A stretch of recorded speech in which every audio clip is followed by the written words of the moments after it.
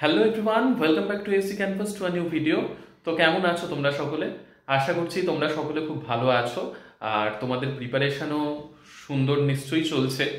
তো কতগুলো বিষয় অনেকেই কমেন্টে জানতে চেয়েছিল, সেই বিষয়গুলো নিয়ে আজকে তোমাদের সাথে ডিটেলসে আলোচনা করবো, স্পেশালি বিপিএসসি টিআরই 4.0 সংক্রান্ত, আর তারপর কম্পিউটার টিচারের ভ্যাকেন্সি সংক্রান্ত, আর আর কতটা লেট হতে পারে বা টিআরই 3.0 এর প্রসেসটা আর কতটা ডিলে হতে পারে, এগুলো নিয়ে তো আজকে তোমাদের সাথে ডিসকাস করবোই এই ভিডিওতে।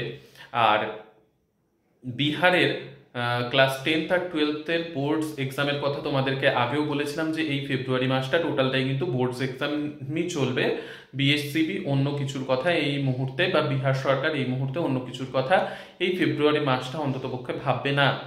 তো বিহারের বোর্ডস এক্সাম প্রায় কমপ্লিট হতে চলেছে। পরশু থেকে হচ্ছে খাতা দেখা স্টার্ট হবে, যেইখানে বোর্ডসের খাতা দেখার লিস্টে আমারও নাম এসেছে। লাইফের এটা প্রথম যে বোর্ডস এক্সামের খাতা চেক করার দায়িত্ব পেলাম, কারণ আগের বছর জয়নিং হয়েছিলই, আর জয়নিংয়ের পরপরই খাতা দেখার টাইম এসেছিল, তো তখন দেয়া হয়নি, এই বছর দেয়া হয়েছে। তো সেটা একটা অনেকটা বড় দায়িত্ব। কেমন এক্সপিরিয়েন্স অবশ্যই শেয়ার করব তোমাদের সাথে, যে এই খাতা দেখা এই বিহারে কীরকম হচ্ছে। তবে এইখানে খাতা দেখার প্রসেসটা একটু আলাদা হয়। যাই হোক, সেটা নিয়ে তোমাদের সাথে পরে ডিসকাস করব, একদিন আগে আমার এক্সপিরিয়েন্স হোক খাতা দেখার। এবার ব্যাপার হচ্ছে টিআরই 4.0, জানিয়ে তোমরা সকলেই অপেক্ষারত যে আর কতগুলো দিন ওয়েট করতে হবে। তো দেখো, টিআরই 3.0 এর এই যে ফেব্রুয়ারি মাসটা কমপ্লিট হয়ে গেল, এখন মার্চের ধরে নাও লাস্টের দিকে, না না হলেও এপ্রিল মাসের দিকে নোটিফিকেশন আসার চান্স খুব বেশি রয়েছে। আর তোমাদেরকে আরও একটা কথা বলেছিলাম যে ট্রান্সফার সংক্রান্ত টিআরই 3.0 এই দুটোর সাথেও টিআরই 4.0 এর একটু লিঙ্ক রয়েছে। তো সেই ট্রান্সফারের মধ্যে কিছুটা ট্রান্সফার মার্চ মাসে হবে, বাকি অনেক ট্রান্সফার এপ্রিল মের দিকে যাবে, মানে সামার ভ্যাকেশনের আগে আগে হয়তো মোটামুটি কমপ্লিট হবে কিছুটা ট্রান্সফার। আর টিআরই 3.0 এর 9th মার্চে দেয়া হবে ওই নিযুক্তিপত্র, যেটা সেই প্রভিশনাল জয়নিং লেটার। তো তারপর তাদেরকে কিন্তু পাঠানো হবে ইয়েতে, মানে ট্রেনিংয়ের জন্যে। আর এইগুলো সব প্রসেস, মানে টিআরই 3.0 এর এই যে জয়নিং লেটারটা দেওয়া হয়ে যাবে, কতজন জয়েন করার জন্য জয়নিং লেটার নিল, তারপরে ফাইনাল স্কুল, তো তার মাঝখানে রিক্তি যা রয়েছে, মানে ভ্যাকেন্সি যা রয়েছে, সেটার ওপর অনেকেই তোমরা প্রশ্ন করেছিলে যে টিআরই 3.0 এর পুরো প্রসেস কমপ্লিট হতে হয় যদি অনেক সময় লাগে, তাহলে অনেক দিন পর।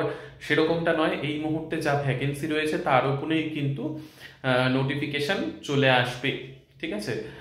এবার ব্যাপার হচ্ছে, অনেকে এটাও জিজ্ঞাসা করেছো কম্পিউটার টিচার নিয়ে, কারণ অনেকেই কম্পিউটারের টিচার হওয়ার জন্য প্রিপারেশন নিচ্ছ। সেই ক্ষেত্রে একটা খবর অনেকেই জিজ্ঞাসা করেছে গতকাল, যে যারা আগের থেকে ছিল টিচার, মানে যারা সক্ষমতা এক্সাম দিচ্ছে বা নিয়োজিত টিচার যারা ছিল, তাদেরকেই কি রাখা হবে নতুন করে কম্পিউটার টিচার হিসাবে? নতুন ভ্যাকেন্সি কি কম্পিউটার টিচারের হবে না?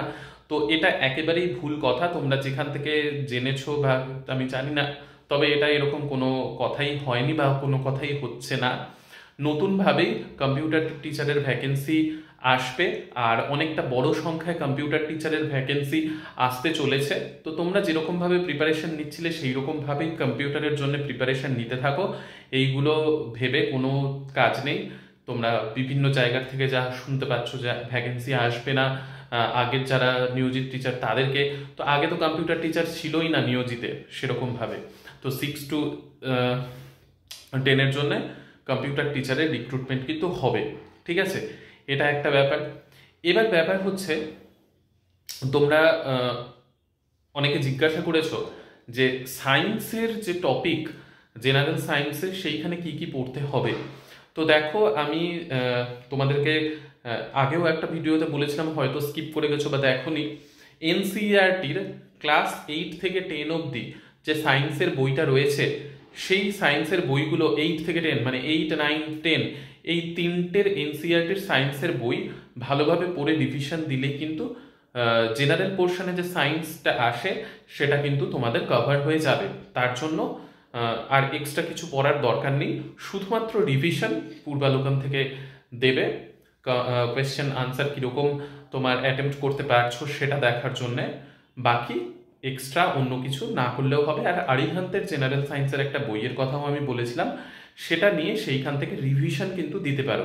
কনসেপ্ট ক্লিয়ার করার জন্য তোমাকে 8, 9, 10-এর সায়েন্স বই পড়তে হবে এনসিইআরটির, আর রিভিশনের জন্য আরিহান্তের জেনারেল সায়েন্স বইটা পড়তে পারো, যেটা আমার কাছেও ছিল, আমি দেখিয়েছিলাম তোমাদেরকে।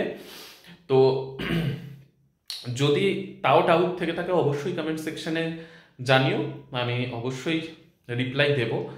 আর 1 তারিখ থেকে খাতা দেখার কথা যেটা আমি বললাম, তার এক্সপিরিয়েন্স তোমাদের সকলের সাথে শেয়ার করবো। আর ভালোভাবে প্রিপারেশন নিতে থাকো, কোনো কথায় কান দিও না, কে কি বললো না বললো, এক্সাম হবে না বা এই সংক্রান্ত কোনো কথায় কান দিও না। নিজের মতো শুধু নিজের প্রিপারেশনটা কিন্তু সুন্দরভাবে চালিয়ে যেতে থাকো। তো ঠিক আছে, আজকের জন্য এই পর্যন্তই। ভালো লাগলে অবশ্যই লাইক, শেয়ার, সাবস্ক্রাইব করো। নেক্সট ভিডিওতে আবার তোমাদের সকলের সাথে দেখা হচ্ছে। সকলে সুস্থ থেকো, ভালো থেকো, আর সঙ্গে থেকো, আর সুন্দরভাবে প্রিপারেশন নিতে থাকো।